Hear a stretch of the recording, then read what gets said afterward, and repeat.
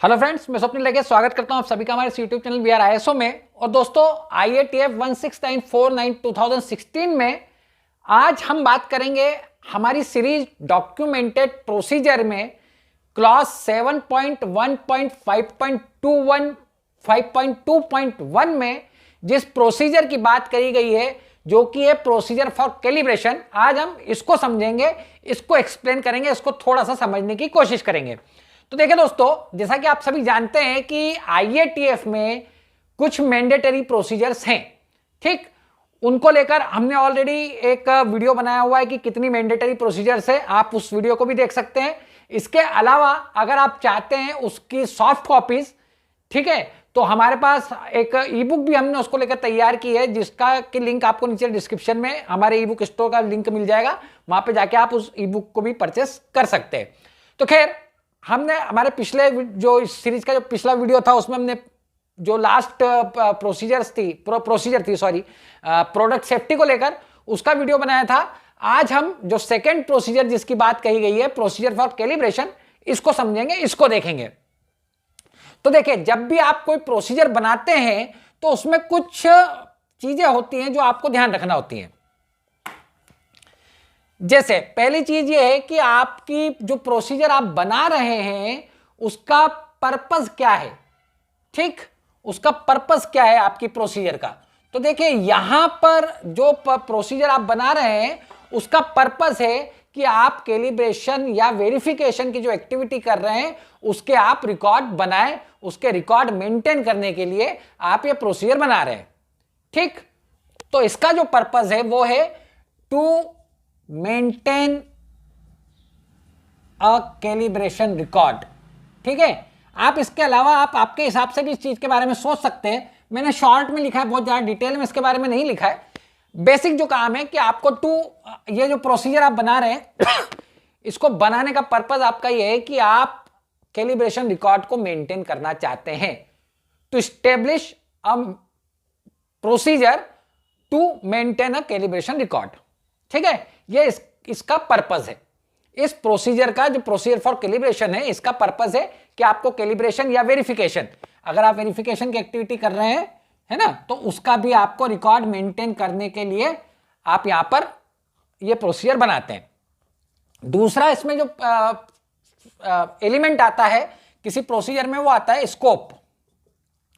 मतलब ये प्रोसीजर कहां कहां पे एप्लीकेबल होगी।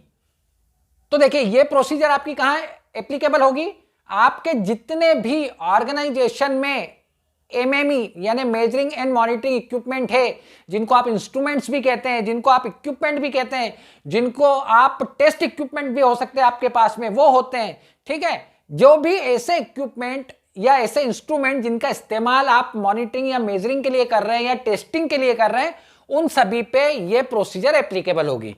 तो एप्लीकेबल टू ऑल MME का फुल फॉर्म होता है monitoring and measuring equipment in organization. आपके ऑर्गेनाइजेशन में जितने भी MME है या टेस्ट इक्विपमेंट है, ठीक है, जो कुछ भी आप इंस्पेक्शन के लिए, टेस्टिंग के लिए जितने भी इंस्ट्रूमेंट आपके यहां पर यूज हो रहे हैं, चाहे वो आपके यहाँ के हो, आपके खुद के ऑर्गेनाइजेशन के हो, या आपके कस्टमर के हो, या आपके सप्लायर के हो, ठीक है। अगर आपने किसी से कोई सप्लायर आपके यहां पर आकर कर रहा है काम, या आप उसका कोई काम कर रहे हैं, कुछ भी ऐसी कोई सिचुएशन है, लेकिन आपके प्रीमाइसेस में अगर कोई इंस्ट्रूमेंट है तो वो कैलिब्रेटेड होना चाहिए, ये रिस्पॉन्सिबिलिटी आपकी है। तो ये चीज यहां पर आपको इसका स्कोप बताना है कि कहां पर वो एप्लीकेबल होगा, ठीक है। तीसरी चीज है कि रिस्पॉन्सिबिलिटी किसकी है, कौन रिस्पॉन्सिबल होगा, रिस्पॉन्सिबिलिटी किसकी होगी। तो देखिए, ये डिपेंड कर सकता है कि कोई क्वालिटी वाला आपके यहां पर इस चीज के लिए रिस्पॉन्सिबल हो, या हो सकता है कि आपके यहाँ पे मेंटेनेंस वाला ये चीज देखता हो, ठीक है, ये डिपेंड करता है। या हो सकता है आपके यहाँ पे परचेस वाला ये चीज देखता हो। जिसके भी अंडर में ये इंस्ट्रूमेंट्स हैं वो रिस्पॉन्सिबल हो सकता है किस चीज के लिए, कैलिब्रेशन करवाने के लिए, या इस प्रोसीजर को इंप्लीमेंट करवाने के लिए, इस प्रोसीजर को लागू करवाने के लिए। तो ये कुछ एलिमेंट है। इसके बाद जो चौथा एलिमेंट है उसमें आप बात करते हैं एक्टिविटी की या सिस्टम की, कि ये प्रोसीजर में जो आप बात कहने जा रहे हैं वो बेसिकली क्या कहने वाले हैं, कैलिब्रेशन के लिए आप क्या सिस्टम फॉलो करने वाले हैं, उसकी बात अगला जो एलिमेंट आएगा उसमें आएगी, जो चौथा एलिमेंट है। अब देखिए चौथा एलिमेंट है सिस्टम। सिस्टम आप इसको कह सकते हैं एक्टिविटी कहना चाहते हैं, एक्टिविटी कहिए, प्रोसेस कहना चाहते हैं, प्रोसेस कहिए, जो आपकी इच्छा हो आप इसको नाम दीजिए। इसमें बेसिकली आपकी वो सारी चीजें आएंगी जो आप इस प्रोसीजर में करने वाले हैं, जो आप इस प्रोसीजर में बताने वाले हैं कि कैलिब्रेशन के लिए आपके ऑर्गेनाइजेशन में क्या सिस्टम है और क्या आपको फॉलो करना है एज पर आईएटीएफ और बाकी के जो स्टैंडर्ड है उनमें फर्क होता है। आईएटीएफ आपसे ये साफ साफ कहता है कि आप जो भी कैलिब्रेशन करवाएंगे वो एनएबीएल एक्रीडेटेड लेबोरेटरी से आपको करवाना होगा, तो उसका भी जिक्र इस प्रोसीजर में आना चाहिए। तो सबसे पहला जो काम आप यहां करते हैं वो आप पहले ये पता लगाते हैं कि आपको किस किस तरह के इंस्ट्रूमेंट रिक्वायर्ड है। ठीक है, आप उन रिक्वायर्ड जो इंस्ट्रूमेंट होंगे उनको आइडेंटिफाई करते हैं, आइडेंटिफाई द रिक्वायर्ड एमएमईज। ठीक है, मतलब आपको कौन कौन से एमएमई चाहिए और वो कैपेबल है या नहीं। ठीक है, मतलब ऐसा ना हो जाए कि आपको चाहिए 50 mm का पार्ट चेक करने के लिए वर्नियर कैलिपर और आप ले आए सिर्फ 0 से 25 का, तो क्या ये वर्नियर कैलिपर आपके काम का है? नहीं है। तो आपको ये आइडेंटिफाई करना होगा कि किस तरह का आपको चाहिए, किस रेंज का, किस तरह का, वो सारी चीजें आपको ध्यान में रखते हुए आपको आइडेंटिफाई करना है कि आपको किस तरह का इंस्ट्रूमेंट एमएमई आपको चाहिए। अब अगला पॉइंट इसमें यह है कि जैसे आप आइडेंटिफाई कर ले रिक्वायर्ड एमएमई, आप लिस्ट बनाइए उन एमएमईज की, लिस्ट ऑफ एमएमईज। ठीक, ये सारी चीजें आपकी प्रोसीजर में आएंगी। आपको लिखने का तरीका थोड़ा आपका अच्छा होना चाहिए। ये मैं एक शॉर्ट में आपको एक तरीका बता रहा हूं कि आपको लिखना क्या क्या है। ठीक, वैसे जो हमने जिस ई बुक की बात कर रहे हैं उसमें ये सारी चीजें और डिटेल में बताई गई हैं, तो आप उसको अगर परचेस करते हैं तो आपको और हेल्प हो जाएगी। खैर, अगर आप इसके बेसिस पे भी बनाना चाहते हैं, थोड़ा सा आइडिया आपको इससे मिल जाएगा। एमएमई की लिस्ट बनाइए। ये जो एमएमई की आपने लिस्ट बनाई है, इसमें आपको कुछ चीजें बताना होंगी। ठीक है, कि इंस्ट्रूमेंट का नाम क्या है, एमएमई का नेम क्या है।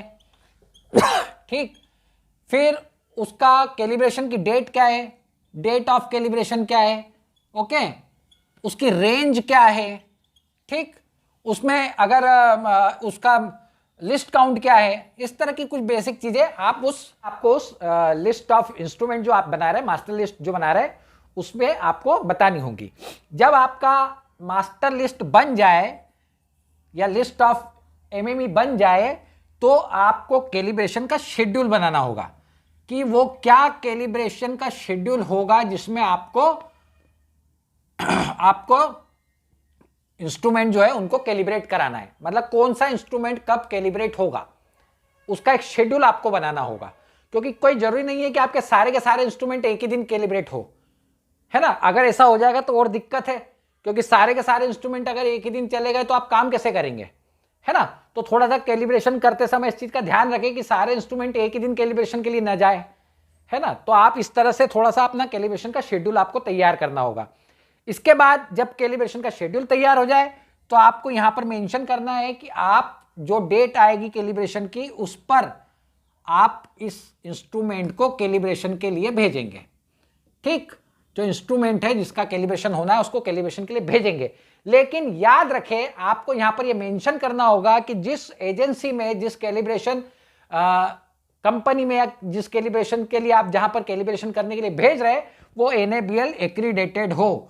और इसका जिक्र आपको अपनी प्रोसीजर में करना है कि हम एक एनएबीएल एक्रीडेटेड लैब में ही अपने इंस्ट्रूमेंट को कैलिब्रेट कराएंगे।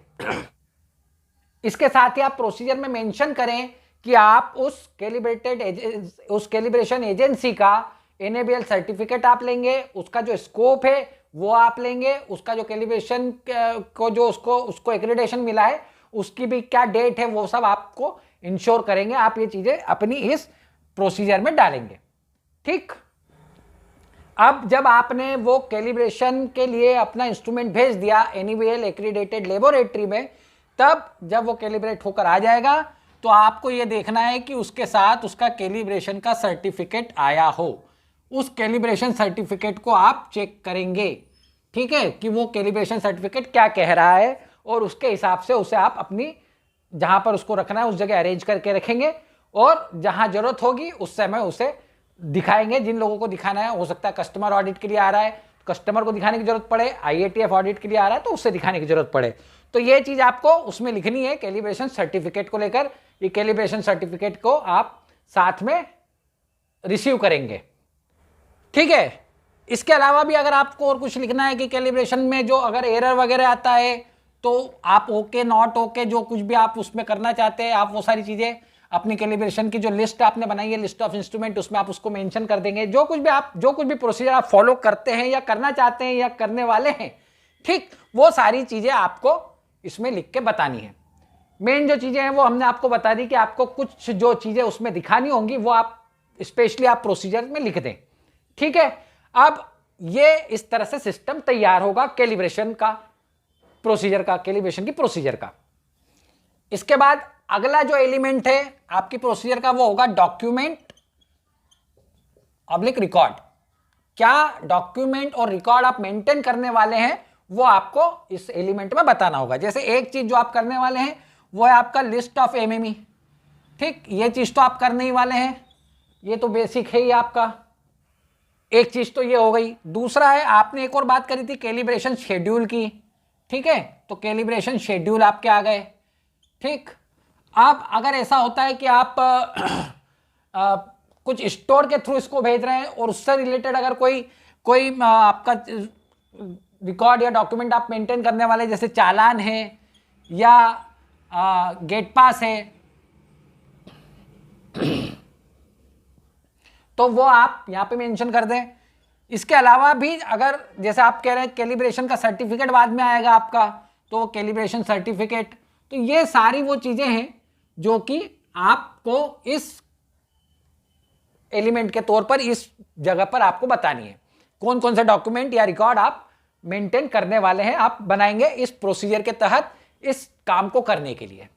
तो ये है आपका कैलिब्रेशन की प्रोसीजर जो आपको IATF में मैंडेटरी तौर पर कही गई है कि मैंडेटरी ये बनानी ही बनानी है। तो आपको ये प्रोसीजर कुछ इस तरह से बनानी है।